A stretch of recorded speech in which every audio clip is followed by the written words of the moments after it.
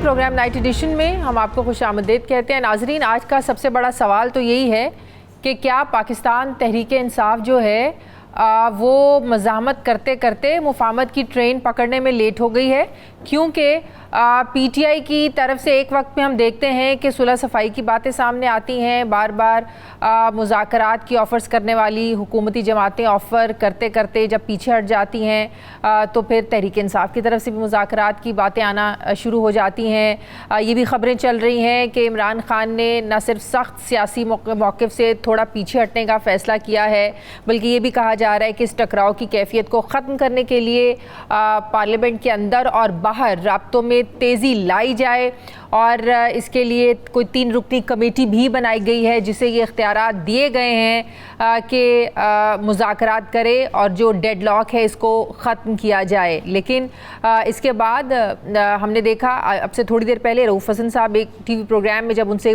ये सवाल पूछा गया कि क्या ऐसी कोई कमेटी बनी है मुज़ाकरात के लिए सियासी जमातों से, उन्होंने कहा नहीं, ऐसी कोई कमेटी नहीं बनी है।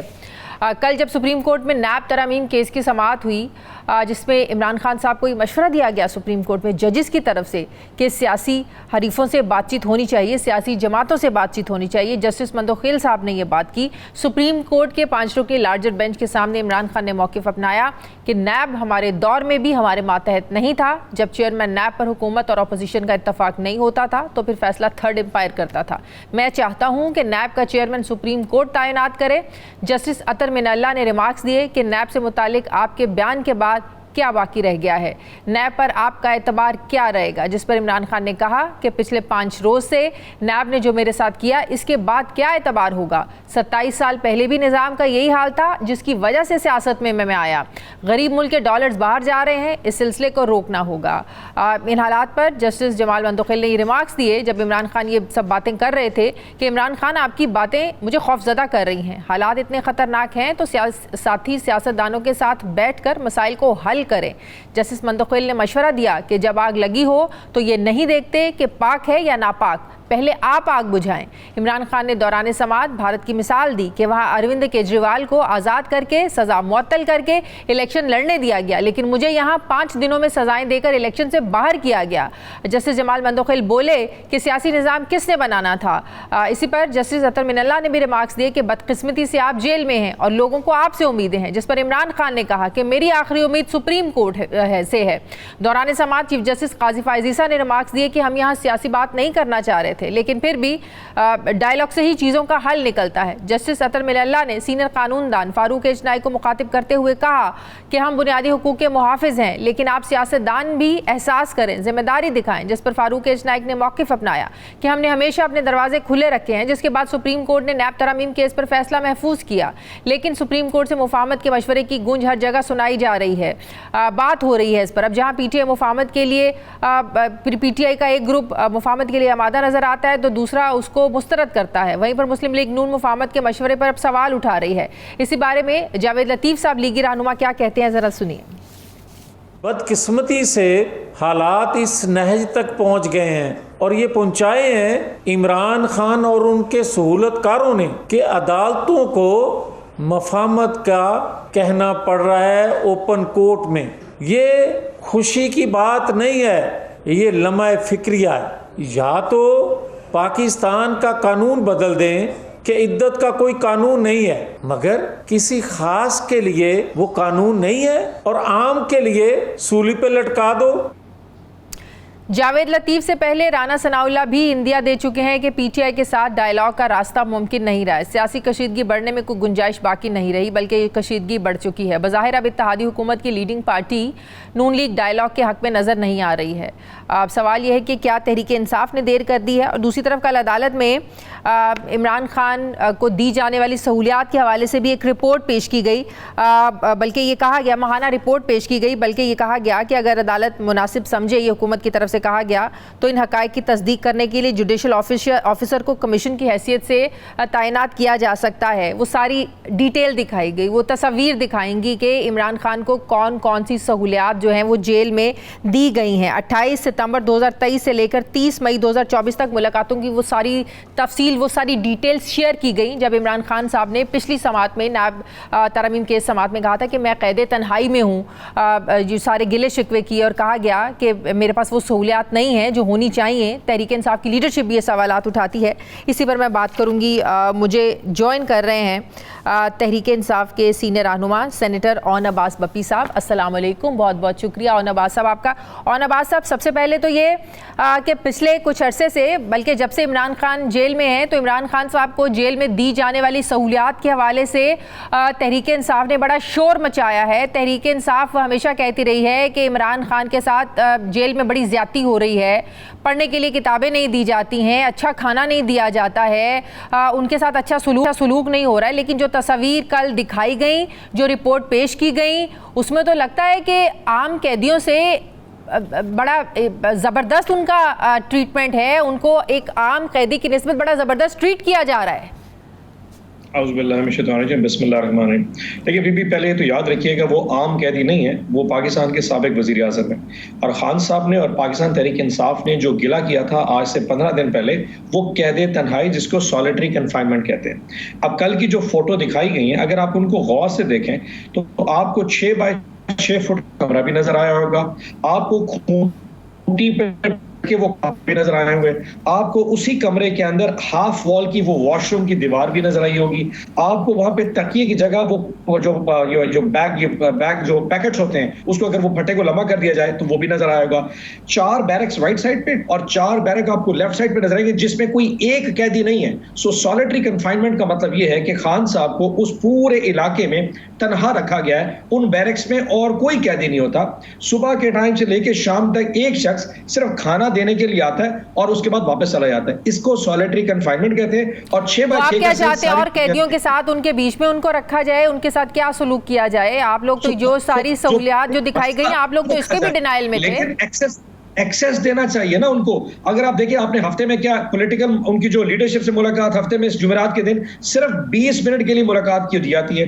फैमिली की मुलाकात, फैमिली की भी एक मुलाकात होती है हफ्ते में, मंगल वाले दिन 20 मिनट के लिए मुलाकात दी जाती है और पूरे हफ्ते के लिए वो बाकी वहां पे अकेले रहते हैं। So do you really think ये किस लिए किया जा रहा है? ये खान साहब को मेंटली तौर पे तोड़ने के लिए किया जा रहा है। और आप ये बार बार जो कह रही है, जो निकलने का रास्ता दिखाया जा रहा है, यकीन जानिए अगर इस वक्त इतने ये बहादुर लोग हैं, तो मरियम नवाज शरीफ जिसने फोटो इशू किए, वो अपने कमरे के फोटो भी दिखा देना जिसमें वो कोट लखपत में रही थी, या अपने वालिद का फोटो भी दिखा दें जिसमें वो रहे थे। वहां तो डबल बेड्स लगे हुए थे। सो जो सॉलिटरी कन्फाइनमेंट का हमारा इनके ऊपर इल्जाम था, वो दुरुस्त साबित हुआ कि उन बैरक्स में कोई नहीं है और खान साहब पूरे एक हफ्ते के लिए अकेले होते हैं। लेकिन सहूलियात ना देने का आप लोगों का जो इल्जाम था वो गलत साबित हुआ। कौन सी चीज? सहूलियात नहीं दी जा रही है, वहां तो हर चीज पड़ी हुई थी।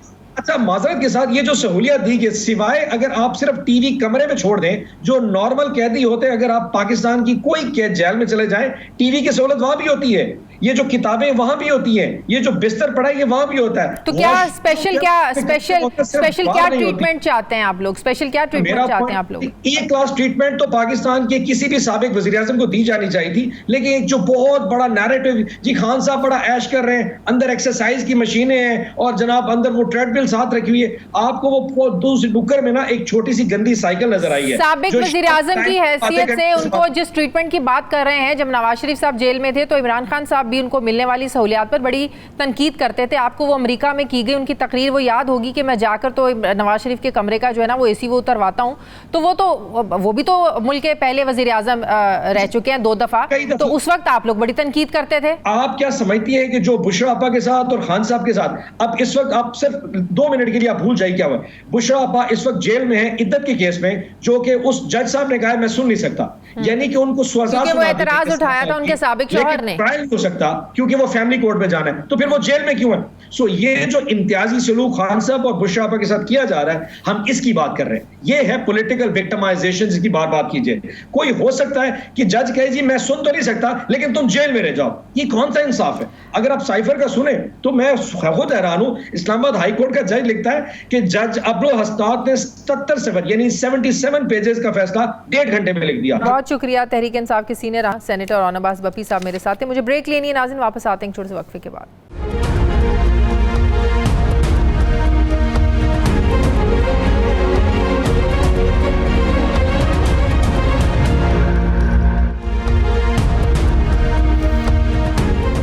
ब्रेक के बाद एक बार फिर से आपको खुशामदीद कहते हैं। कल बराह रास्त इमरान खान का चीफ जस्टिस और दीगर जजेस से मुकालमा हुआ, मुल्की सियासी सूरत हाल पर तबसरे भी हुए, बातचीत हुई, मुज़ाकरात और सियासी जमातों के साथ बैठने पर बात हुई। इमरान खान ने कहा कि पाकिस्तान में गैर एलानिया मार्शल लॉ लगा हुआ है, जिस पर जजेस की तरफ से कहा गया कि आप जाएँ, सियासी मामलात जो हैं वो पार्लियामेंट में बात करें, सियासी जमातों के साथ डायलॉग होने चाहिए, डायलॉग का रास्ता बंद नहीं होना चाहिए।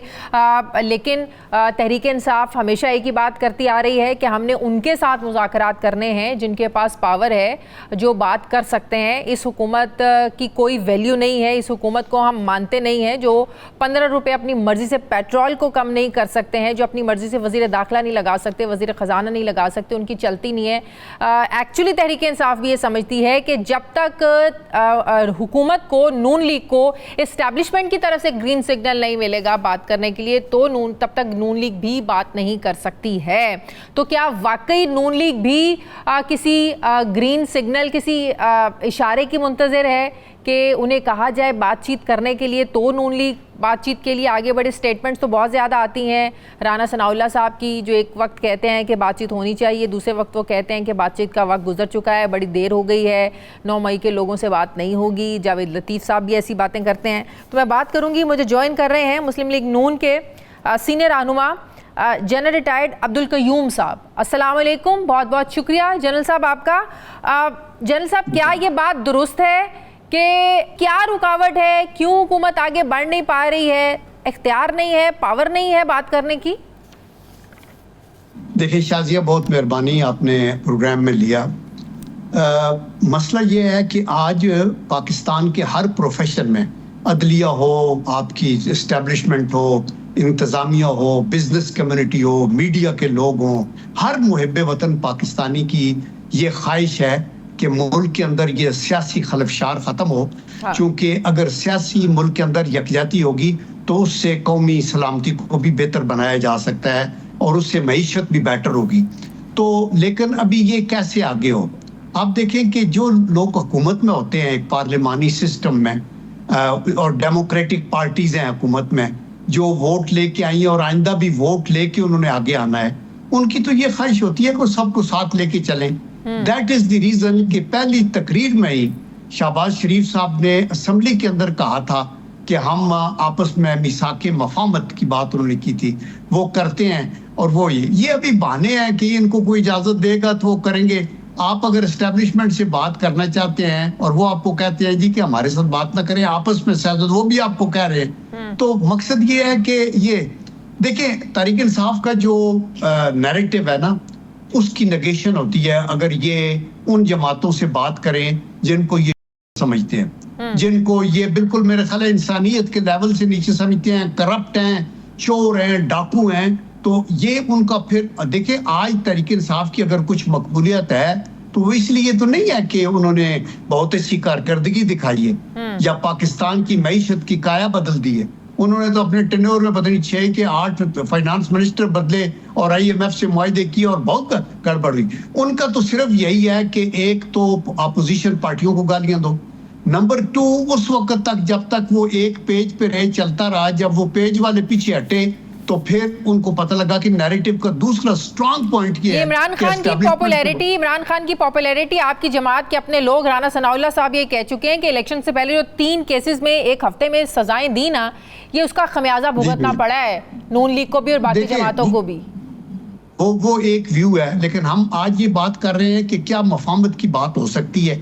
मेरे ख्याल में तहरीक इंसाफ को सूट ही नहीं करती ये उनके नैरेटिव, बिकॉज एक वो करप्शन का नैरेटिव, वो कहते हैं, अभी भी मैं रऊफ हसन को सुन रहा था, उसने कहा सब जमातों से हो जाएगा, लेकिन 3 जमातें जो है ना, नून, पीपीपी और एमक्यूएम, इनसे नहीं हो। और ये एमक्यूएम इनके साथ ही थे, इवन पीपीपी पिछली हुकूमतों में उनके साथ वो काम करती रही। तो आपके पास कोई सबूत भी किसी को नहीं है, तो नंबर 1 बात तो वो है। देखिए, उनका मतमा नजर ये है, 2013 से ये शुरू हुआ। आपको पता है ना, 2013 में मुस्लिम लीग नून की 166 सीटें थी 272 में से, और उनकी 25 थी। और उसके बाद फिर 2018 का जुगलू जब चला आरटीएस के उस सिस्टम के बाद, तो फिर उनकी आपने देखा कि सीटें 149 हो गई 25 से, और मुस्लिम लीग नून की 166 से नीचे 82 तक आ गई। लेकिन मसला ये है कि अभी उनको फिर साहब, अगर 2018 में अगर कुछ गलत हुआ तो आज वो गलत होना क्या जस्टिफाई करता है कि 2018 में भी हुआ तो अब भी हो तो इट्स ओके? बिल्कुल नहीं जस्टिफाई करता। और हम ये कहते हैं कि अगर उनको कोई एतराज, देखिए ना, 2013 में उन्होंने 35 पंचर की बात की थी, ये भी उन्हीं के इल्जामात थे ना, और बाद में वही लफ्ज जो है फिर दोबारा वापस चबाने पड़े कि नहीं, मेरा तो ये सियासी बयान था। और अभी भी अगर सदाकत है जो कुछ वो कह रहे हैं, और उनमें से तो कुछ सीटें लूज होंगी, कुछ सीटें बरकरार रहेंगी, उसके लिए एक सिस्टम है ना, गली मोहल्ले में या एस्टेब्लिशमेंट से बैठ के तो आप मसला नहीं करेंगे। आप इलेक्शन कमीशन में, आप ट्रिब्यूनल्स हैं, आपकी कोर्ट्स हैं, लेकिन ये उस तरफ बिल्कुल नहीं जाएंगे। इनको गारंटी चाहिए और इनको वो अरेंजमेंट चाहिए। 2018 को बाइख्तियार हुकूमत समझते हैं जो 15 रुपए का ऐलान करें पेट्रोल कम करने का, 4 रुपए होता है, जो जिनको आज तक ये एतराज है कि अपनी मर्जी से वो वजीर खजाना नहीं लगा सके, अपनी मर्जी का वजीर दाखिला नहीं लगा सके। जा बीबी, ये इसलिए आप ठीक कह रही हैं कि ये हुकूमत जो हमारी मौजूदा हुकूमत है, ये किसी एक जमात की मेजॉरिटी हुकूमत, ये कोलिशन गवर्नमेंट है, नंबर 1। नंबर 2, वीक एरिया ये है कि किसी जमात को भी मेजॉरिटी नहीं मिली, और जो अपने आप को मेजर जमात कह रही है वो किसी के साथ मिलके हुकूमत बनाने को तैयार नहीं है। तो ये हाइब्रिड सा सिस्टम है जिसके अंदर आपको बहुत से कंप्रोमाइजेस तो करने पड़ते हैं। सो ये बात तो ठीक है, अगर आप आज 2/3 नहीं तो सिंपल मेजॉरिटी नून की होती तो सिचुएशन और डिफरेंट होती। तो इसलिए मैं ये कहना चाहता हूँ कि उसका बहाना बना के कि ये नहीं कर सकते। वो प्राइम मिनिस्टर अपने तौर के ऊपर पूरी अपनी नेशनल असेंबली के अंदर जहाँ इनके लोग भी बैठे हैं, मुआहदे हो रहे हैं सऊदी अरेबिया से, यूएई से, अभी चाइना का बड़ा कामयाब विजिट है, मुल्क अल्लाह के करम से आगे चलेगा। यही तरीका है इसको आगे लेके जाने का। ओवरनाइट लेकिन तो आप नहीं समझते पॉलिटिकल इंस्टेबिलिटी तहरीक इंसाफ को के साथ मुज़ाकरात किए बगैर एक ये जो स्टेबिलिटी है हमारे पॉलिटिकल सिस्टम में ये नहीं आ सकती है? इमरान खान एक बड़े स्टेक होल्डर हैं, आपकी अपनी जमात ये मानती है कि इमरान खान एक सियासी हकीकत है, इसको मानना चाहिए, इसको मानना पड़ेगा। तो इमरान खान को माइनस किए बगैर तो सियासी आपका सिस्टम पूरा नहीं होता। नहीं, लेकिन इमरान खान की बातें अगर आप माने तो वो ये कहते हैं या मैं हूं या कोई भी नहीं हो। 2013-14 से उन्होंने धरने शुरू किए हैं और अभी भी उनका यही है कि या मैं हुकूमत में हूं या कोई भी नहीं। तो इसलिए ये शोर शराबा तो रहेगा, असेंबलियां भी चलेंगी, मुल्क भी आगे चलेगा। मैं आपको वसूख से शाजिया अपने तजर्बे पे कहता हूं, मैं भी पिछले अभी 60 साल से ये हुकूमत के इन चीजों को लिंक होता रहा। कभी भी कोई हुकूमत नहीं बदल सकती अगर उसको एस्टेब्लिशमेंट जो है अपने तौर के ऊपर, यस एक तरीका है कि नो कॉन्फिडेंस वोट असेंबली के अंदर हो जाए, otherwise out of the way अन तरीके से आप ये कहें कि किसी हुकूमत का अगर हुकूमत और एस्टेब्लिशमेंट एक पेज पे हैं और वो आगे चलना चाहते हैं तो ये हुकूमत चलती रहेगी, 5 साल ये पूरे करेगी।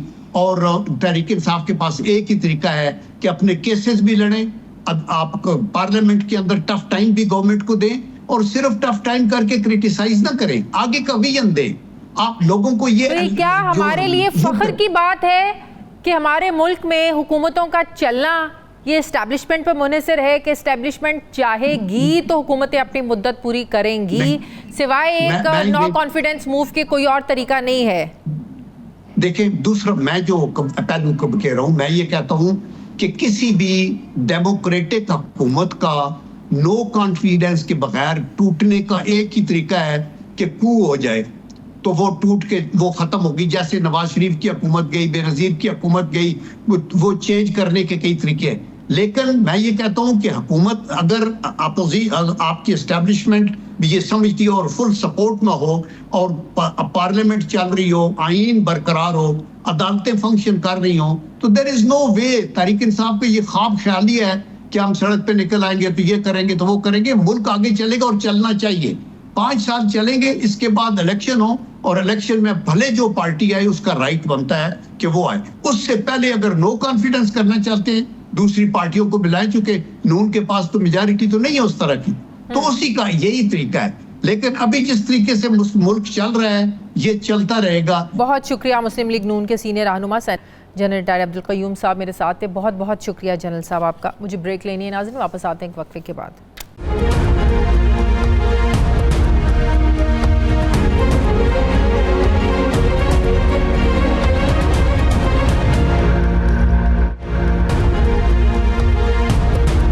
के बाद एक बार फिर से आपको खुशामदीद कहते हैं नाजरीन। बानी पीटीआई इमरान खान को अदालतों से अब रिलीफ मिल रहा है या इंसाफ, लेकिन ये एक हकीकत है कि उनके खिलाफ बड़े बड़े केसेस एक एक करके ख़त्म हो रहे हैं। साबिक़ वज़ीर आज़म के ख़िलाफ़ वैसे तो 200 से ज़ायद मुक़दमात दर्ज हैं, लेकिन कहा जाता था कि दर्ज मुक़दमात में साइफ़र केस बड़ा केस है। लेकिन अब अदालत में अब साइफ़र केस भी सिफर साबित हुआ है। बज़ाहिर ये इमरान खान के बयानिए की जीत भी इसको कहा जा रहा है, जिसे हुकूमत के लिए हज़म करना ज़रा मुश्किल हो रहा है। प्रोसिक्यूशन इस्लामाबाद हाई कोर्ट में साइफ़र पेश कर सकी, ना इसकी गुमशुदगी इमरान खान के खाते में डाल सकी। फ़क्त एक आज़म खान की गवाही थी, लेकिन वो अदालत की नज़र में काफ़ी नहीं थी। इस बिना पर अदालत ने इमरान खान और शाह महमूद कुरैशी को 10-10 साल की सज़ा से बाइज़्ज़त बरी किया है, जिससे PTI कारकुनों और रहनुमाओं में एक उम्मीद पैदा हुई है, उम्मीद रोशन हुई है कि खान साहब जल्द जेल से बाहर आएंगे। लेकिन दूसरी तरफ लगता है कि हुकूमत ने इमरान खान को लंबा जेल में रखने के लिए एक दूसरा प्लान बनाने की कोशिश हो रही है। कहा जा रहा है कि जो सकूते ढाका पर इमरान खान की जो ट्वीट थी उस पर एक और मुकदमा बन सकता है। इस मुद्दे को लेकर FIA बाकायदा तहकीकात शुरू कर चुकी है।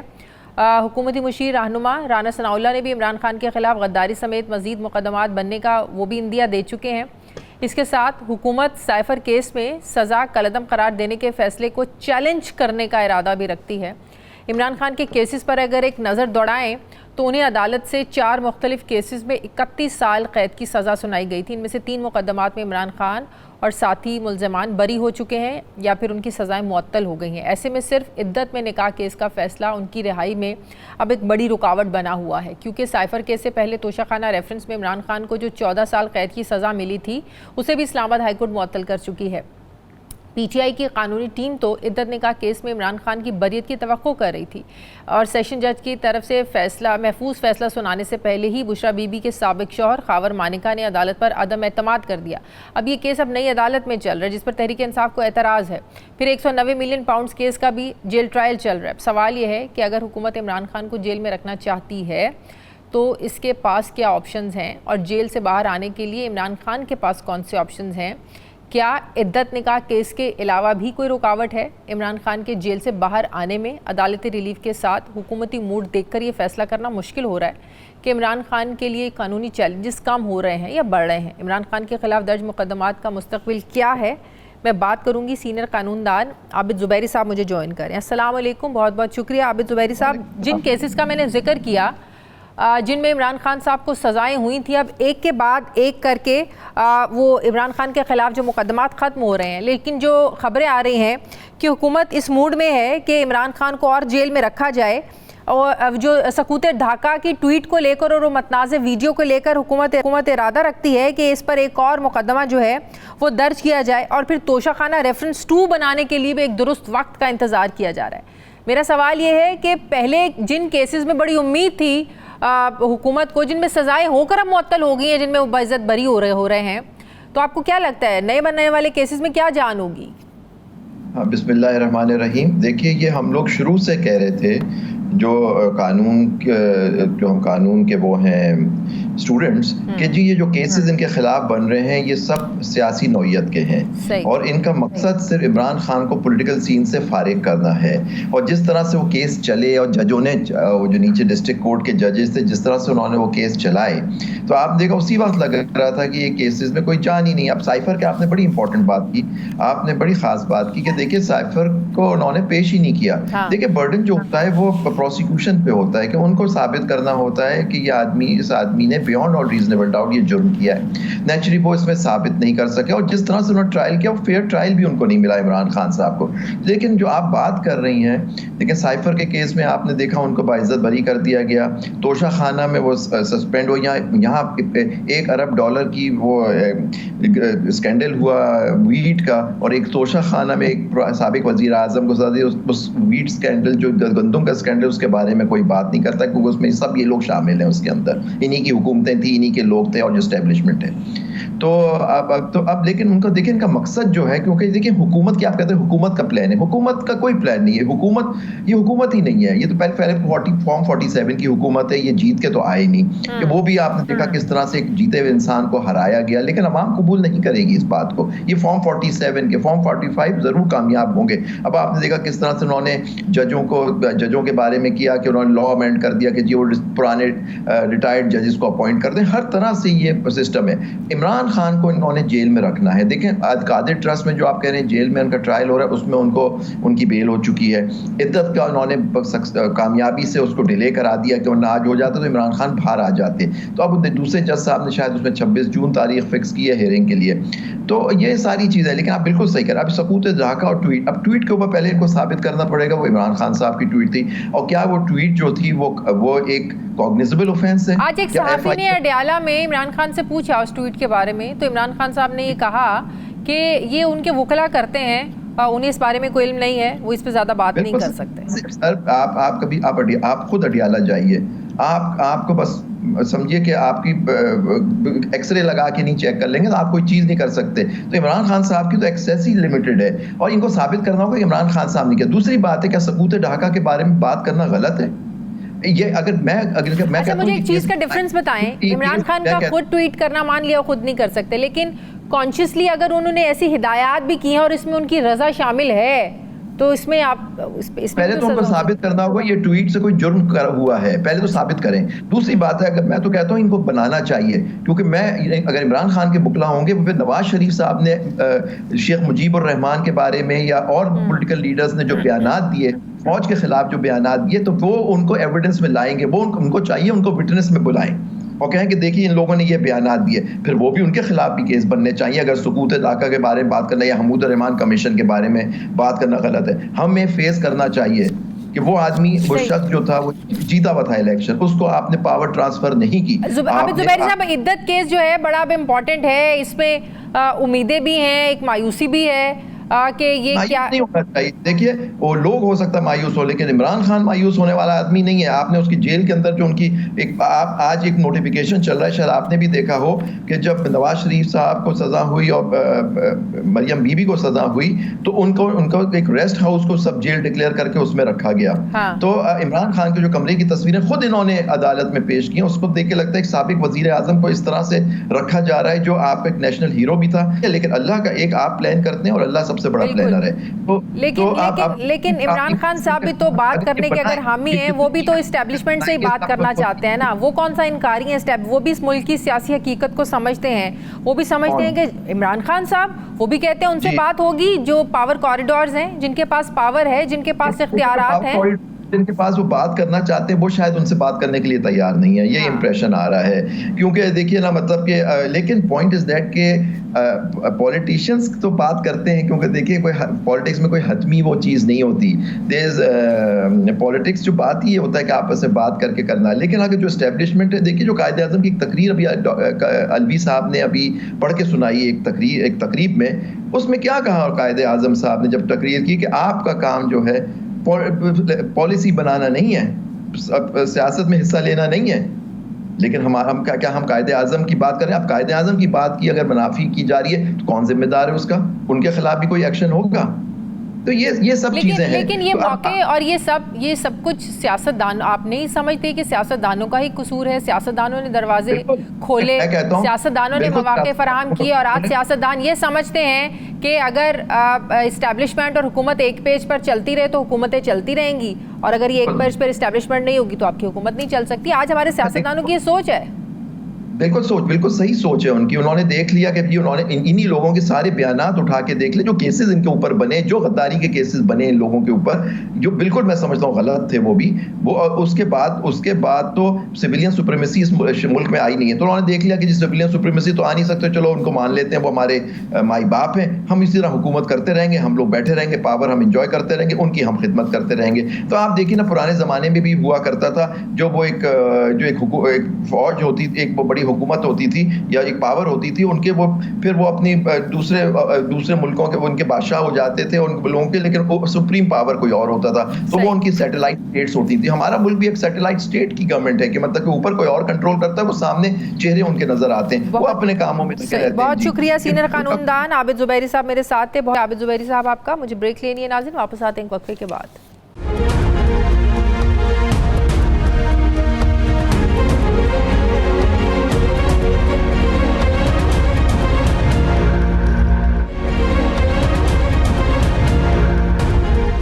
ब्रेक के बाद एक बार फिर से आपको खुशामदीद कहते हैं। नाज़रीन, कल रात से पहले भी हमने अमेरिका की ताबेदारी में कभी कोई कसर उठा नहीं रखी, लेकिन कल तो हमारे क्रिकेट टीम के कौमी टीम ने कल तो कमाल ही कर दिया। क्रिकेट की दुनिया में पाकिस्तानी तजर्बाकार शाहीनों ने अमरीकी नौनिहालों से हार कर सारी ताबेदारियों को बहुत पीछे छोड़ दिया। इस मैच से पहले कभी भी क्रिकेट में छोटी बड़ी टीम का तयन सिर्फ तजुर्बा करता था। ऐसा नहीं होता कि एक वर्ल्ड चैंपियन टीम को पहली बार और अब पहले ही मैच में एक नई टीम ऐसे हरा दे जैसे पहली बार अमेरिका नहीं पाकिस्तान खेल रहा हो। पाकिस्तानी टीम ने पहले खेलते हुए बमुश्किल अमेरिका को जीत के लिए 160 रन का टारगेट दिया, जिसका दिफा करते हुए पाकिस्तानी टीम अमेरिकी टीम को रोक तो नहीं सकी, लेकिन अलबत्ता मैच बराबर ज़रूर हो गया और बात फिर सुपर ओवर तक पहुंच गई। और सुपर ओवर करने पाकिस्तान के superstar fast bowler Mohammad Amir को बॉल थमा दिया गया, जिनकी बॉडी लैंग्वेज बॉल करने से पहले ही कुछ डरी सी लग रही थी। एक ऐसा ओवर जिस पर पूरे मैच ज़ाहिर उस पर डिपेंड करता है। इसमें 3 वाइड बॉल, क्या एक प्रोफेशनल बॉलर क्या ये कर सकता है? बल्ले के बगैर बनने वाले 7 एक्स्ट्राज रन्स ने तो सबको ही शक में डाल दिया कि आमिर पाकिस्तानी फील्डर्स की इतनी दौड़े लगवा रहे हैं, ये पाकिस्तान की तरफ से खेल रहे हैं या अमेरिका की तरफ से। यूँ पाकिस्तान को सुपर ओवर में जीत के लिए 19 रन का एक मुश्किल टारगेट मिला, जिसके लिए इफ्तिखार अहमद और फ़खर जमान को मैदान में उतारा गया, लेकिन वो भी मैच को जितवाने में नाकाम रहे। पाकिस्तानी टीम की हार के बाद पाकिस्तानी शायकीन ने सोशल मीडिया पर क्रिकेट टीम पर खूब मीम्स बनाए। पीटीआई के साबिक रहनुमा फवाद चौधरी ने ट्वीट किया कि इससे पहले कि अगला मैच हो, चीफ जस्टिस साहब से गुजारिश है कि इस टीम से बल्ला छीन लें। नाज़रीन, याद रहे कि पहले ही मैच में पाकिस्तान टीम की शिकस्त के बाद पाकिस्तान की अगले मरहले सुपर 8 तक रसाई अब ज़रा मुश्किल लग रही और बात अगर मगर पर आ गई है। पहली शिकस्त ने वर्ल्ड कप जीतने की दावेदार पाकिस्तानी टीम की कारकर्दगी को सबके सामने खोल कर रख दिया है। सवाल यह है कि बड़े टूर्नामेंट में इतनी बड़ी शिकस्त के बाद पाकिस्तानी टीम वापस फॉर्म में आ पाएगी, नहीं आ पाएगी? टीम गलत खेल कर हारी है या टीम की सिलेक्शन ही गलत हुई है? 9 जून को हमारा रिवायती हरीफ भारत से भी टाकरा है और टीम पाकिस्तान को अच्छी तरीके से मालूम है कि भारतीयों से हार कर कौम फिर क्या करती है। ये एक नफ्सियात की एक बहुत बड़ी जंग होती है पाकिस्तान और भारत का जब मैच होता है। मैं बात करूंगी, इसी पर मुझे ज्वाइन कर रहे हैं senior sports analyst Mirza Iqbal Baig साहब। अस्सलाम वालेकुम, बहुत बहुत शुक्रिया इकबाल साहब आपका। इकबाल साहब, बड़ी हैरानगी की बात है, अपने ग्रुप में पहले नंबर पर है अमेरिका, पहली बार खेल रहा है। कुछ दिन पहले एक डिबेट में मोहम्मद हफीज़ तो ये कह रहे थे कि ये एक वाहिद एक ऐसी जगह है जहाँ पर हम अमेरिका को हरा सकते हैं। मतलब कि उनकी बॉडी लैंग्वेज में इतना कॉन्फिडेंस था और सबको बड़ा कॉन्फिडेंस था कि भाई पाकिस्तान तो इतनी तजुर्बाकार टीम है, वर्ल्ड कप जीत चुकी है, T20 वर्ल्ड कप भी जीत चुकी है। तो ये तो मेरे ख्याल में सोचा ही नहीं था किसी ने कि इस बुरे तरीके से हम लोग हारेंगे। आपको लग रहा था कि कुछ ऐसा हो सकता है, कोई ऐसा डर खौफ था कि हाँ हम हार भी सकते हैं अमेरिका से? वालेकुम अस्सलाम शादिया। सबसे पहले तो ये कि एक तो अमेरिका क्वालिफाई करके नहीं आया, चूंकि वो मेजबान है, मेजबान की वजह से वो T20 वर्ल्ड कप में खेल रहा है, टीम में क्वालिफाई करके आई है। दूसरे हालांकि 1844 में जो क्रिकेट की दुनिया का पहला मैच था वो अमेरिका और कनाडा के दरमियान खेला गया था, फिर 1877 में टेस्ट क्रिकेट आई, लेकिन उसके बाद अमेरिका में बेसबॉल, बास्केटबॉल, फुटबॉल, टेनिस, ये सारे गेम्स होते हैं। लेकिन कल की जो शिकस्त थी वो किसी को हजम नहीं हो रही, कोई तवक्को नहीं कर रहा था शादिया कि इस तरीके से पाकिस्तान हारेगा। और आपने इंट्रो में बिल्कुल सही कहा, बॉडी लैंग्वेज ऐसी लग रही थी कि हमने मैदान जंग में जाने से पहले ही हाथ खड़े कर दिए। जिस तरह आप सुपर ओवर में आप देखें कि ओपनर्स का डिसाइड नहीं हो पा रहा था, डिले हुआ कौन इनिंग्स ओपन करेगा, और इफ्तिखार जो थे उन्होंने पहली गेंद फेस की, हालांकि फखर जमान जो इन फॉर्म है उन्हें फेस करना चाहिए था। हिकमत अमली सही नहीं है। 7 रुकनी सिलेक्शन कमेटी जो पाकिस्तान क्रिकेट बोर्ड में ने बनाई है, पाकिस्तान क्रिकेट की तारीख में पहली मर्तबा है कि 7 रुकनी सिलेक्शन कमेटी, और वो भी बगैर किसी सरबरा के। और फिर चेयरमैन साहब ने रोक दिया था जब ऐलान होने लगा, उन्होंने कहा कि सारे सिलेक्टर्स जूम पर आ जाएं जो वहां मौजूद है, बातचीत होगी और उसके बाद डिसाइड होगा। तो 15 रुकनी टीम आप ऐलान कर रहे हैं इतने अरसे के बाद, और वो टीम बैलेंस टीम नहीं है जिसमें मिडिल ऑर्डर में सिर्फ 2 खिलाड़ी हैं। तो इसका मतलब है या तो दोस्ती यारी निभाई जा रही है, या मेरिट का कत्लेआम किया जा रहा है, या फिर पसंद नापसंद की बुनियाद पर पाकिस्तानी टीम का इंतखाब हुआ, जिसका खमियाजा हमें कल भुगतना चाहिए था। टीम ऑर्डर फिर क्या होना चाहिए था? आपको लगता है ये सारा सिलेक्शन हुई है या फेवरेटिज्म किया जा रहा है? शादिया सिलेक्शन में फेवरेटिज्म हुआ है, जिसकी वजह से अब आप देखें ना कि PSL का जो बेस्ट बॉलर था जिसने 23 विकेटें ली, उसामा मीर, वो पाकिस्तानी टीम में नहीं है। सलमान अली आगा जो मिडिल ऑर्डर का बेहतरीन बैट्समैन है उसको वापस भेज दिया। तो आप सिर्फ 2 मिडिल ऑर्डर के साथ जाएंगे, इफ्तिखार अहमद और आजम खान। आजम खान 12 T20 मैचेस में 88 रन बना सके, मुसलसल गुज़िश्ता 2 मैचेस में 0 पर आउट हुए। आप उनसे क्या निकालना चाह रहे हैं? कल तो आपने उनसे कीपिंग भी नहीं कराई। इफ्तिखार अहमद 64 T20 खेल चुके हैं, सिर्फ 4 निस्फ सेंचुरियां हैं, आप उनको कैरी किए जा रहे हैं। और वो इफ्तिखार अहमद जो है वो गुज़िश्ता 8 बरस से, यानी 2016 से वो इंटरनेशनल क्रिकेट खेल रहे हैं। तो समझ में नहीं आ रहा। फिर शादाब खान को आप नंबर 5 खिला रहे हैं। वो टीम जिसमें शादाब खान नंबर 5 पर आए तो आप अंदाजा लगा सकती हैं कि उसका मिडिल ऑर्डर कैसा होगा। अगर अमेरिका के साथ इतना अनएक्सपेक्टेडली बिहेव किया है पाकिस्तानी क्रिकेट टीम ने, तो जो इतवार वाले दिन मैच होना है 9 जून को, तो उससे फिर क्या तवक्को करनी चाहिए? बस पाकिस्तानी टीम के लिए शादिया, लोग कहते हैं कि दुआओं के सहारे पाकिस्तानी टीम आगे बढ़ती है। 1999 के वर्ल्ड कप में बांग्लादेश से हारे, लोगों ने दुआएं की। वसीम अकरम ने कहा कि हम भाइयों से हार गए, लेकिन हम फाइनल में पहुंच गए और फाइनल हारे, जिस पर सवालिया निशान है। फिर हम 2007 के वर्ल्ड कप में जो है वो आयरलैंड से हार गए। आप देखें ना, हम ऐसे जिम्बाब्वे से हार जाते हैं। हम, मेरी समझ में नहीं आता कि हम क्या करना चाह रहे हैं। अब दुआओं के सहारे ही पाकिस्तानी टीम जाए, लेकिन भारतीय टीम ने अपना पड़ाव वहीं डाला हुआ है न्यूयॉर्क में, जब से वो इंडिया से आई है। और वहां एक प्रैक्टिस मैच खेली है बांग्लादेश के खिलाफ, एक मैच वर्ल्ड कप का आयरलैंड के खिलाफ खेली है। वो यूज्ड टू है कंडीशन से, विकेट से। तो अल्लाह खैर करे। और हमारी टीम डीमोरलाइज्ड है। आज चेयरमैन साहब पहुंच गए न्यूयॉर्क। क्या चेंजिंग्स की जरूरत है भारत के साथ मैच में? ये क्रिकेट ग्राउंड से ज्यादा आपको पता है कि अवाम की भी एक नफसियाती जंग होती है। जो मैदान में खिलाड़ी पाकिस्तानी खेल रहे होते हैं वो भी एक नफसियाती जंग का ज्यादा आप लोगों को हमें सामना होता है। तो इसको कैसे ओवरकम करना है? देखिए शादिया, एक अच्छी खबर ये कि इमाद वसीम फिट हो गए, वो खेलेंगे इंशाल्लाह परसों का मैच। फिर आपको चाहिए आजम खान को आप आराम कराएं। आजम खान को कितना आप कैरी करेंगे? ठीक है, शादाब खान एक स्पिनर के तौर पर आ सकते हैं, और मेरे ख्याल में 4 फास्ट बॉलर्स में से इनको 3 फास्ट बॉलर्स खिलाने चाहिए। बाकी तो इनके पास कोई ऑप्शंस है ही नहीं ना। अब्बास आफरीदी को बिठाया हुआ है जो फास्ट बॉलर है, क्योंकि 4 आपके बड़े बॉलर हैं। कल क्या हुआ, 160 रन बनवा दिए। तो मेरे ख्याल में ये 2-3 चेंजेस हैं और यही चेंजेस होंगी। तो सुपर 8 तक पाकिस्तान का पहुंचना आपको मुश्किल लग रहा है? ये बट्स पे आ जाएगा कि नेट रन रेट, दुआएं, मुसल्ले, आप मौजे की तवक्को करें, बारिश हो जाए, तो यही हो सकता है पाकिस्तान के साथ। बिल्कुल सही। बहुत शुक्रिया senior sports analyst Mirza Iqbal Baig साहब मेरे साथ। शुक्रिया। प्रोग्राम का वक्त हो गया, फीडबैक दें, अपना ख्याल रखें, मुझे इजाजत दें। अल्लाह हाफिज।